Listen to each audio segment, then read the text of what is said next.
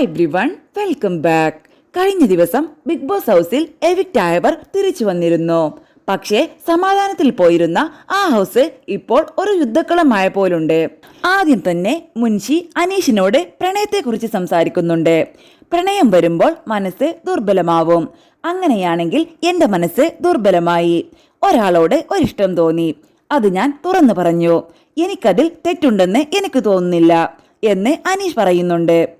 അങ്ങനെ ചിരിക്കുകയോ സംസാരിക്കുകയോ ചെയ്ത് നമുക്ക് ഇഷ്ടം തോന്നി പ്രപ്പോസ് ചെയ്യുന്നത് വളരെയധികം ശ്രദ്ധിക്കണം. അപ്പോൾ അനീഷ് പറയുന്നുണ്ട്, ആ ഉപദേശം ഞാൻ സ്വീകരിക്കുന്നില്ല, തള്ളിക്കളയുന്നു. എനിക്ക് എൻ്റെതായ തീരുമാനങ്ങളുണ്ട്, ഇഷ്ടങ്ങളുണ്ട്, കാഴ്ചപ്പാടുണ്ട്. അതെ, അങ്ങനെ ഉണ്ടാവണം. അതാണല്ലോ ഒരാളുടെ വ്യക്തിത്വം എന്ന് മുൻഷി പറയുന്നുണ്ട്. വീണ്ടും അനീഷ് പറയുന്നുണ്ട്, എനിക്ക് എൻ്റെതായ ശരികളുണ്ട്, ഇതാണ് ഞാൻ.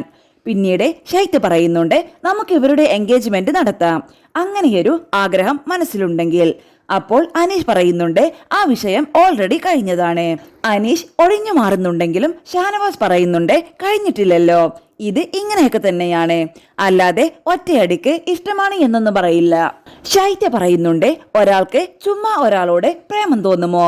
അവിടെ എന്തെങ്കിലും ഒരു റിയാക്ഷൻ ഉണ്ടാവുമ്പോഴാണ് തിരിച്ച് അങ്ങോട്ടും ഉണ്ടാവുന്നത്. ഞാൻ അനീഷേട്ടനെ വളരെ റെസ്പെക്ട് ചെയ്യുന്ന ഒരാളായിരുന്നു. ആ ഒരു ഇഷ്ടം കൊണ്ട് പറയുവാണ്, അവൾ വെറുതെ ഒരാളുടെ മനസ്സ് ഇങ്ങനെ ആക്കുകയാണെങ്കിൽ അത് നമുക്ക് അറിയണമല്ലോ.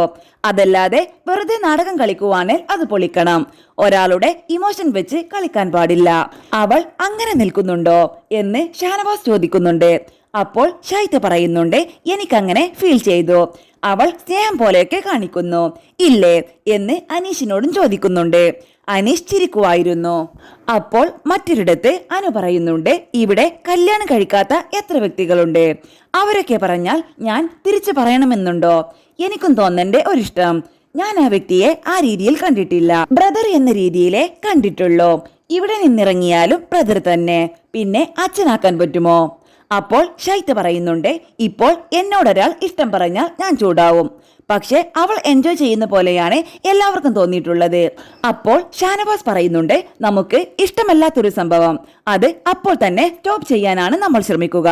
ഇത് എല്ലാവരും അറിയണം, ലാലേട്ടൻ ചോദിക്കണം എന്നൊക്കെയാണ് അവൾ പറഞ്ഞുകൊണ്ടിരുന്നത്.